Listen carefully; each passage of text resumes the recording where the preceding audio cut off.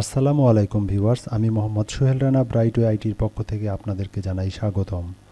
আমি গত পর্বে মাইক্রোসফট এক্সেলের ফান্ডামেন্টাল কিছু বিষয় নিয়ে আলোচনা করেছি। আজকে দ্বিতীয় পর্বে আপনাদেরকে মাইক্রোসফট এক্সেলের গুরুত্বপূর্ণ কিছু টুলস নিয়ে আলোচনা করব। আমার ভিডিওটা যদি আপনাদের পছন্দ হয় বা ভালো লাগে অবশ্যই আমাকে কমেন্টস করে জানাবেন, কারণ আপনার একটি কমেন্টস আমার কাজের উৎসাহকে অনেকটা বাড়িয়ে তুলবে। কথা না বাড়িয়ে আমি মাইক্রোসফট এক্সেল প্রোগ্রামটা চালু করি। আমরা এখান থেকে আমার এক্সেল প্রোগ্রামটা চালু করছি। আমি মাইক্রোসফট এক্সেল 2016 ভার্সন ইউজ করছি। আমরা গত পর্বে মাইক্রোসফট এক্সেল প্রোগ্রামের বিভিন্ন ফিউচার নিয়ে আলোচনা করেছি। আজকে আমরা মাইক্রোসফট এক্সেল প্রোগ্রামের হোম ট্যাবের কিছু টুলস নিয়ে আলোচনা করব। আমি স্টেপ বাই স্টেপ প্রতিটা অপশন আপনাদেরকে দেখানোর চেষ্টা করব। মনোযোগ সহকারে, ধৈর্য সহকারে যদি আপনি এই টিউটোরিয়ালগুলো দেখেন, তাহলে মাইক্রোসফট এক্সেল সম্পর্কে আপনার আর কোনো প্রশ্ন বা অসুবিধা থাকার কথা না। তো কথা না বাড়িয়ে আমরা শুরু করি। প্রথমে আমরা দেখতে পাচ্ছি মাইক্রোসফট এক্সেল প্রোগ্রামের শুরুতে যে ট্যাবটি রয়েছে এটাকে বলছে ফাইল ট্যাব। তো এটাকে আমরা মেনু বলি। হোম, ইনসার্ট, এখান থেকে আমাদের ট্যাব শুরু। তো ফাইল মেনুতে গেলে এখানে বেশ কিছু অপশন আছে, যেমন info, new, open, save, save as. এগুলো হলো কমন কিছু অপশান যেগুলো দিয়ে আমরা মাইক্রোসফট এক্সেল প্রোগ্রামের গুরুত্বপূর্ণ কিছু কাজ করে থাকি। যেমন আমি মাইক্রোসফট এক্সেল প্রোগ্রামে নতুন যদি কোনো ওয়ার্কশিট নিতে চাই, তাহলে এইখানে ক্লিক করলে নতুন ওয়ার্কশিটের জন্য অপশন দিবে। এখানে ক্লিক করলে একটা ফাঁকা ওয়ার্কশিট চলে আসবে।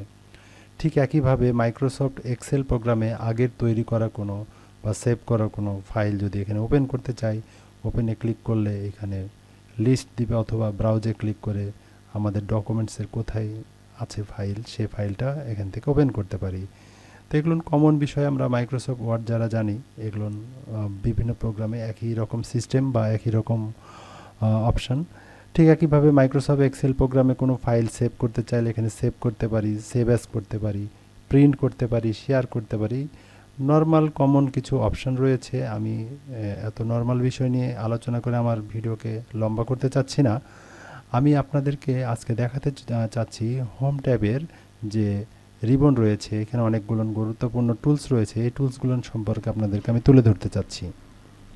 তো আমরা প্রথমে যে অপশনটা বলতে চাচ্ছি, এটাকে আমরা বলছি ক্লিপবোর্ড। এই ক্লিপবোর্ড অপশনে আমরা দেখতে পাচ্ছি পেস্ট, কাট, কপি, ফরম্যাট, পেইন্টার, অনেক রকম অপশন রয়েছে। তো এখানে কাট, কপি, পেস্ট এগুলো তো আমরা মাইক্রোসফট ওয়ার্ডেও শিখেছি, বা বিভিন্ন প্রোগ্রামে এই অপশনগুলোর ব্যবহার রয়েছে। এগুলো আবার শেখার কি প্রয়োজন? তো মাইক্রোসফট এক্সেল প্রোগ্রামে কাট, কপি, পেস্টের কিছু আলাদা কিছু অপশন রয়েছে, আলাদা কিছু সিস্টেম রয়েছে, যেগুলো আমাদের জানা উচিত। তো আমি ধৈর্য ধরে ভিডিও দেখলে আমি স্টেপ বাই স্টেপ প্রতিটা অপশন তুলে ধরার চেষ্টা করব। প্রথমে আমি এখানে পেস্ট অপশনের কিছু সুবিধা অসুবিধা এখানে তুলে ধরব।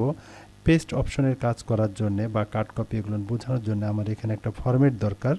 তো আমি আমার কম্পিউটার থেকে একটা ফাইল ওপেন করে নিচ্ছি। এখানে লক্ষ্য করেন যে আমার এখানে একটা ফরম্যাট রয়েছে, সিইও নেম লিস্ট। আর এখানে কিছু ব্যক্তিদের নাম, কোম্পানির নাম, অ্যাড্রেস এবং কান্ট্রির নাম লেখা আছে। সেম একইভাবে এখানে ম্যানেজার নেম লিস্ট আছে। এখানে কিছু ম্যানেজারের নাম, কোম্পানির নাম, অ্যাড্রেস এবং কান্ট্রি লেখা আছে। তো এখানে দুইটা আলাদা ফরম্যাট এবং আলাদা কিছু নেম লিস্ট আছে। তো আমি এইখান থেকে কিছু কাজ দেখাবো। যেমন আমার যদি এইখানে যে মাইকেল লেখা আছে, এই মাইকেল লেখাটা কপি করার দরকার পড়ে, তো আমরা নর্মালি কম্পিউটার থেকে কন্ট্রোল-C অথবা কপিতে ক্লিক করলে আমাদের এই লেখাটা কপি হয়ে যাবে। সাধারণত অন্যান্য প্রোগ্রামে আমরা কপি করা কোনো অংশ যদি পেস্ট করি তো চলে আসে, বা যতবার ইচ্ছা, যতক্ষণ ইচ্ছা নতুন কোনো অংশ কপি না করা পর্যন্ত পেস্ট হতেই থাকবে। এক্সেলের নিয়মটা একটু ব্যতিক্রম। এক্সেলে আমরা যখন কোনো অপশন সিলেক্ট করব, কোনো অংশ সিলেক্ট করব, তখন কপি করার সময় এরকম একটা সিলেকশনে পরিণত হবে।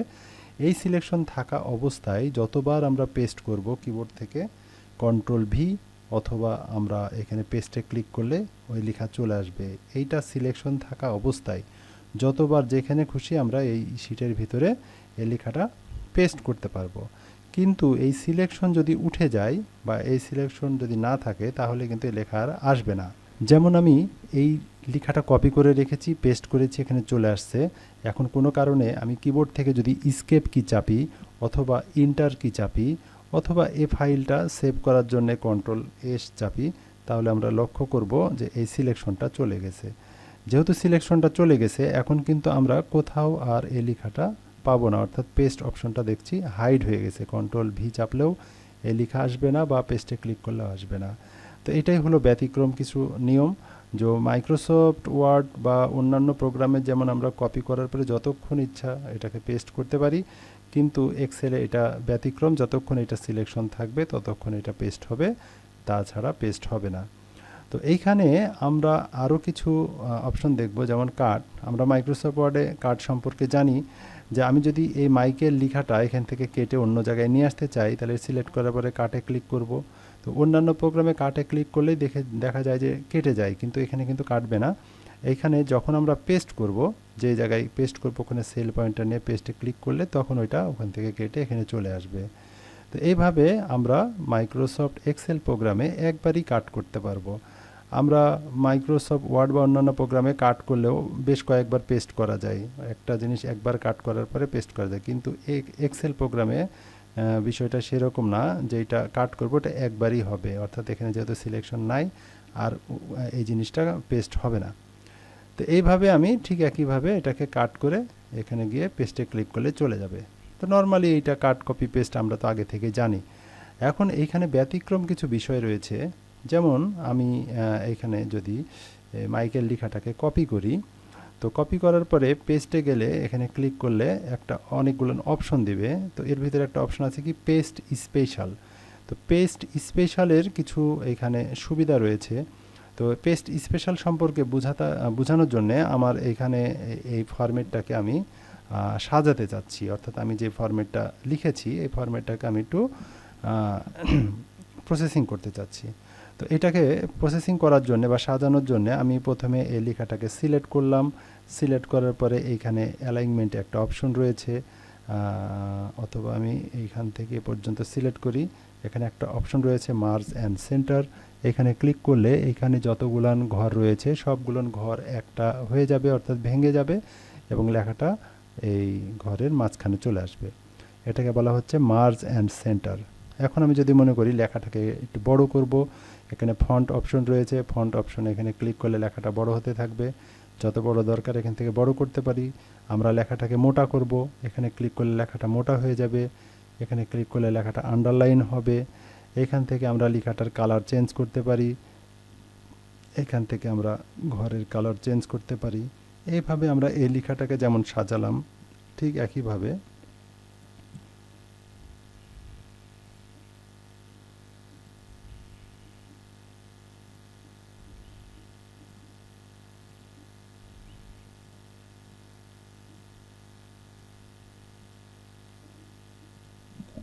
তো আমি এই ফরম্যাটটুকু সাজিয়ে দিলাম। এইটা যে সাজালাম, সাজানোর পরে এইখান থেকে আমরা যদি এখন মনে করি যে এইখানে যে মাইকেল লেখাটা আছে এই মাইকেল লেখাটা এর মতো করে নিতে চাই, এখানে যে সিইও নেম লিস্ট আছে এই সিইও নেম লিস্টের এই ঘরটাই যে ডেকোরেশন করা আছে এই পুরো ডেকোরেশন আমি মাইকেলের উপরে নিতে চাই।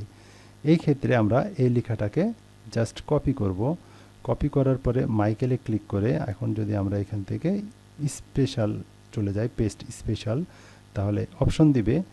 এইখান থেকে যদি আমরা অলে ক্লিক করি তাহলে এইখানে যে মাইকেল লেখাটা আছে এটা আউট হয়ে গিয়ে এইটা চলে আসবে। ওকেতে আমরা ক্লিক করলাম, তাহলে আমি দেখতে পাচ্ছি এখানকার সিইও নেম লিস্টটা এখানে যেভাবে আছে, এখানে যেমন 1 2 3 4 5টা কলাম মিলে রয়েছে, এখানেও কিন্তু 1 2 3 4 5 কলাম মিলে এই লেখাটা চলে আসছে। এই হলো পেস্ট স্পেশালের কাজ। তো আসলে এইটা তো নর্মাল বিষয়, কপি করে এখানে পেস্ট করলে এটা হবে। তো আসলে আমি এটা দেখাতে চাইনি, দেখাতে চেয়েছি এইটা আগে সিলেক্ট রাখা অবস্থায় মানে কপি করা অবস্থায় আমি যদি পেস্ট স্পেশালে যাই, এখন যদি ফর্মুলাতে ক্লিক করি, এই লেখার আন্ডারে যদি কোনো ফর্মুলা থাকে তাহলে এখানে শুধু ফর্মুলা পেস্ট হবে। এখান থেকে যদি আমরা ভ্যালুতে ক্লিক করি তাহলে এইখানে যে সিইও নেম লিস্ট আছে এই সিইও নেম লিস্টটা এখানে চলে আসবে। কিন্তু এই লেখাটার যে ডেকোরেশন আছে সেটা আসবে না, অর্থাৎ এটা যে লাল করা আছে, বোল্ড করা আছে, আন্ডারলাইন দেওয়া আছে, ব্যাকগ্রাউন্ড যে হলুদ করা আছে, এটা আসবে না, জাস্ট লেখাটা আসবে। আমরা যদি এখন ওকে বাটনে ক্লিক করি তাহলে দেখতে পাবো যে এখানে সিইও নেম লিস্ট লেখাটা আসছে। আচ্ছা, এখন যদি আমরা পেস্ট স্পেশালে যাই, এইখানে আমরা দেখতে পাচ্ছি ফরম্যাট রয়েছে। ফরম্যাটে যদি ক্লিক করি তাহলে দেখতে পাবো এই সিইও নেম লিস্ট যে ফরম্যাটটা করা হয়েছে, অর্থাৎ লেখাটা লাল কালার, মোটা, আন্ডারলাইন, ব্যাকগ্রাউন্ড হলুদ কালার, এই পুরা ফরম্যাটটা এই লেখার পরে অ্যাপ্লাই হবে। এখন ওকে বাটনে ক্লিক করব, ফরম্যাটে ক্লিক করা আছে, জাস্ট ওকে বাটনে ক্লিক করলেই এই যে মাইকেল লেখাটা আমরা দেখতে পাচ্ছি সিইও নেম লিস্টের মতো 5টা কলাম মিলায়ে বোল্ড হয়েছে, আন্ডারলাইন হয়েছে, লাল কালার হয়েছে, সেন্টারে আসছে, অর্থাৎ এখানে যে ফরম্যাটটা আছে এখানে সেই ফরম্যাটটা চলে আসছে। এইভাবে আমরা পেস্ট স্পেশালের মাধ্যমে এইখানে অনেক রকমের অপশন আছে, টিক দিয়ে আপনারা দেখতে পারেন, এবং এখানে বিভিন্নভাবে একটা লেখাকে পেস্ট করা যাবে। তো নর্মালি আমরা পেস্টের মাধ্যমে কোনো লেখা কাট বা কপি করা লেখাকে আমরা পেস্ট করতে পারি, কিন্তু পেস্ট স্পেশালের মাধ্যমে আমরা এখানে ব্যতিক্রম কিছু সুবিধা নিতে পারি। ওই অপশনগুলো এখানেও রয়েছে, এখানে ক্লিক করে আমরা এই সুবিধাগুলো নিতে পারি। তো এই হলো পেস্ট স্পেশাল অপশনের কাজ। তাহলে আমরা কাট দেখলাম, কপি দেখলাম, পেস্ট দেখলাম। এখন আরও কিছু অপশন রয়েছে। আমরা যদি কপির পাশে খেয়াল করি, এখানে একটা ড্রপ ডাউন বাটন রয়েছে, এইখানে যদি আমরা ক্লিক দিই তাহলে এখানে কপি ছাড়াও আর একটা অপশন রয়েছে কপি অ্যাজ পিকচার, অর্থাৎ অনেক সময় আমাদের অনেক ফরম্যাটের পিকচার আকারে কোনো তথ্য দরকার। যেমন আমি এখানে একটা ইনফরমেশন সুন্দরভাবে ডেকোরেশন করেছি, এটার একটা আমার ছবি দরকার। তাহলে এই ডকুমেন্টটা এইভাবে সিলেকশন করার পরে আমি যদি এখান থেকে কপি অ্যাজ পিকচারে ক্লিক দিই তাহলে এরকম একটা ডায়লগ বক্স আসবে, এখান থেকে জাস্ট ওকে বাটনে ক্লিক দিব। এখন এইটার ছবিটা কোথায় দরকার, যেইখানে দরকার সেইখানে কার্সর রেখে জাস্ট পেস্ট বাটনে ক্লিক দিলেই আমরা দেখতে পাবো যে এই ফরম্যাটটার একটা ছবি পিকচার আকারে চলে আসছে। এখন এটাকে আমরা ইচ্ছা করলে বড় করতে পারবো, ছোট করতে পারবো, বা বিভিন্ন জায়গায় এটাকে ব্যবহার করতে পারবো। এটা জাস্ট একটা পিকচার। তো এইভাবে আমরা মাইক্রোসফট এক্সেল প্রোগ্রামের এই অপশানগুলোর মাধ্যমে আমরা ছবি কপি করতে পারি। তো এই কাট, কপি, পেস্ট। এখন আমরা চলে আসি ফরম্যাট প্রিন্টার। ফরম্যাট প্রিন্টার বিষয়টা এরকম, আমি যেমন এইখানে একটা ফরম্যাট সাজিয়েছি, যেমন এটা সিইও নেম লিস্ট, এখানে কিছু অপশন রয়েছে, এগুলোকে আমরা বলছি হেডিংটাকে আমি সেন্টার করে দিই, আর এগুলো হলো ডাটা বা তথ্য। তো আমি যে এই ফরম্যাটটাকে সাজিয়েছি সেমভাবে আমি এই ফরম্যাটটাকেও সাজাতে চাচ্ছি। তাহলে আমি এইটার মতো এইটাকে সিলেক্ট করব, মার্জ করব, লাল কালার করব, বোল্ড করব, আন্ডারলাইন করব, সেন্টার করব, এগুলোকে সিলেক্ট করব, ব্যাকগ্রাউন্ড কালার দেবো, এগুলোকে সিলেক্ট করব, ব্যাকগ্রাউন্ড কালার দেবো, অর্থাৎ এইটাতে যা যা কাজ করেছি সেম কাজ এইটাতে করব। তাহলে আমরা একটু খেয়াল করব যে এই কাজটা করতে হলে একটু হলেও আমার সময় লাগবে। তো আমরা যেহেতু এই সেম ডিজাইনটা এখানে নিতে চাচ্ছি, সেহেতু আমি এইভাবে এই ডিজাইনটাকে সিলেক্ট করে আমরা যদি ফরম্যাট পেইন্টার অপশনে ক্লিক দিই তাহলে দেখব যে এটা সিলেক্ট হয়ে গেছে। এখন এইটা কার মতন করব, মানে এটার মতন কাকে করব, এইটাকে করব, তাহলে এইটাকে এভাবে আমরা সিলেক্ট করে ছেড়ে দিব। তাহলে এখন খেয়াল করি যে এইখানে যে তথ্য আছে সেগুলোই আছে, কিন্তু এইখানে যে স্টাইল আছে সেই স্টাইলটা এখানে চলে আসছে। এটাই হলো ফরম্যাট পেইন্টার অপশনের কাজ। তো এই হলো আমাদের ক্লিপবোর্ডের কাট, কপি, পেস্ট, ফরম্যাট পেইন্টার। এখন আমাদের এখানে ক্লিপবোর্ড নামে একটা অপশন রয়েছে। আমরা মাইক্রোসফট ওয়ার্ডে ক্লিপবোর্ড সম্পর্কে জেনেছি, এখানেও আমি ক্লিপবোর্ড সম্পর্কে হালকা বলতে চাই। যেমন আমরা অনেক সময় যখন কোনো ফরম্যাট নিয়ে লেখালেখির কাজ করি, বা এক্সেলে করি বা ওয়ার্ডে করি, তো এখানে ক্লিপবোর্ড নামে যে অপশনটা রয়েছে এখানে ক্লিক করলে ক্লিপবোর্ড লঞ্চার নামে যে অপশনটা আছে সেটা চলে আসবে। তো এইখানে আমরা কোনো লেখার কোনো অংশকে কপি করে রাখতে পারি, কোনো ওয়ার্ড বা কোনো সেন্টেন্স বা বিভিন্ন বিষয় আমরা এখানে কপি করে রাখতে পারি। এখানে মোট 25টা আইটেম কপি করে রাখা যায়। তো সাধারণত আমরা কোনো জিনিস কপি করে রাখলে যতক্ষণ অন্য কোনো জিনিস কপি না করব ততক্ষণ পর্যন্ত ওইটা কপি থেকে যায় এবং পেস্ট করলে পাওয়া যায়। কিন্তু মাইক্রোসফট এক্সেল কিন্তু একটু ব্যতিক্রম, একটা জিনিস কপি করলে ওইটা বেশিক্ষণ থাকে না, অর্থাৎ ইন্টার বা স্কেপ বা সেভ করে ফেললেই কপিটা চলে যায় মেমোরি থেকে, পরবর্তীতে চাইলেও ওইটা পাওয়া যায় না, আবার কপি করতে হয়। কিন্তু যদি আমরা এটা ক্লিপবোর্ডে রেখে দিই তাহলে যখন ইচ্ছা আমরা এইটাকে পেস্ট করতে পারবো। তো এইটা করার জন্যে আমি এখন এইখান থেকে এই লেখাটাকে সিলেক্ট করলাম, এখন কপিতে ক্লিক করলাম। তো কপিতে ক্লিক করার সঙ্গে সঙ্গে আমরা দেখতে পাবো এটা ক্লিপবোর্ডে অ্যাড হয়ে গেছে। ঠিক একইভাবে এই লেখাটাকে সিলেক্ট করলাম, কপি করলাম, এই লেখাটাকে সিলেক্ট করলাম, কপি করলাম, এইটাকে কপি করলাম, এটাকে কপি করলাম। এরকম আমরা ইচ্ছা করলে 25টা অপশন কপি করে করে রাখতে পারি।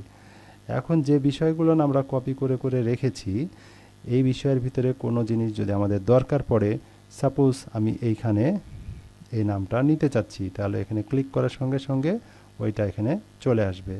আমি এইখানে এইটা নিতে চাচ্ছি, এখানে ক্লিক করার সঙ্গে সঙ্গে এইটা চলে আসবে। তো এইভাবে আমরা 25টা আইটেম এখানে কপি করে রাখতে পারি এবং যখন যখন দরকার আমরা যেখানে দরকার সেইটা ক্লিক করে পেস্ট করতে পারি। এখানে যে আমরা একটা একটা করে ওয়ার্ড নিয়েছি এভাবে রাখা যাবে তাও না। আমি যদি মনে করি পুরা এই অপশনটাকে কপি করব, তাহলে কপিতে ক্লিক করলাম, তাহলে এই পুরা এই অপশনটা আমরা দেখতে পাচ্ছি এখানে কপি হয়ে গেছে। এখন পরবর্তীতে যদি আমার এখানে এটা দরকার হয়, জাস্ট এখানে ক্লিক করলেই এই পুরো অপশনটা ওখানে যেভাবে আছে এভাবে এখানে পেস্ট হয়ে যাবে। এটাই হলো ক্লিপবোর্ডের কাজ। তো ক্লিপবোর্ড অনেক সময় কোনো অপশন বাদ দিয়ে অন্য কোনো অপশন ঢোকাতে হয়, কারণ এখানে 25টার বেশি অপশন রাখা যায় না। এই ক্ষেত্রে আমরা কোনো অপশনকে বাদ দিতে চাইলে এখান থেকে ডিলিট বাটনে ক্লিক করলে ওই অপশনটা বাদ হয়ে যাবে। আর যদি আমরা কোনো অপশন, এখানে যতগুলো অপশন আছে সব একসঙ্গে কোথাও নিয়ে আসতে চাই, যেখানে নিয়ে আসবো সেখানে কার্সর রাখার পরে আমরা পেস্ট অলে ক্লিক করলে ওইখানকার সমস্ত অপশন স্টেপ বাই স্টেপ এখানে পেস্ট হয়ে যাবে। তো এই হলো ক্লিপবোর্ডের কাজ। এখন আমাদের এই ক্লিপবোর্ডের প্রয়োজন নাই, ক্লিয়ার অলে ক্লিক করলে এখানে যতগুলো তথ্য আছে সব ফাঁকা হয়ে গেল। এখন আর পেস্টে কাজ হবে না, আবার নতুনভাবে আমরা কপি করে রাখতে পারবো। এই হলো আমাদের হোম ট্যাবের যে ক্লিপবোর্ড অপশনটা রয়েছে, এর ভিতরে যে কাট, কপি, পেস্ট, ফরম্যাট, পেইন্টার অপশনগুলো রয়েছে। আমি স্টেপ বাই স্টেপ আপনাদেরকে দেখানোর চেষ্টা করলাম। আমার ভিডিওটি কেমন হয়েছে অবশ্যই আমাকে কমেন্টস করে জানাবেন, সেই উত্তরের আশায় রইলাম। সবাই ভালো থাকবেন, সুস্থ থাকবেন, ধন্যবাদ।